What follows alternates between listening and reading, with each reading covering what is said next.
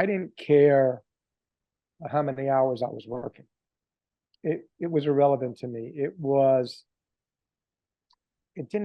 felt less like a job and more like a calling. And there's a famous columnist, I think I'm getting his name right, from the 40s. His name is Red Smith. Mhm. And he was once asked, how do you approach writing a column? He goes, well, I sit in a typewriter for 2 hours and I bleed. And I love that metaphor and I've never forgotten it. And I think when young people right now, because I'm not young anymore, kind of ask advice, I said, you got to be willing to bleed.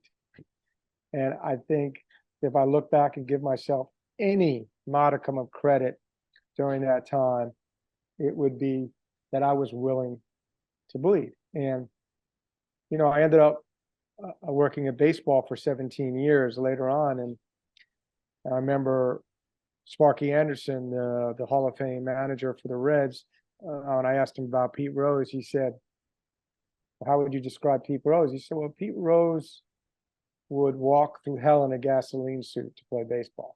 So regardless of what you feel about Pete Rose, I think that's indisputable. His passion for the game, love for the game. And I think there's a life lesson in that. You got to be willing to bleed at a typewriter, to go through hell in a gasoline suit. And I've pretty much, yes, adopted that credo as a young age and gone with it for for a number of decades since.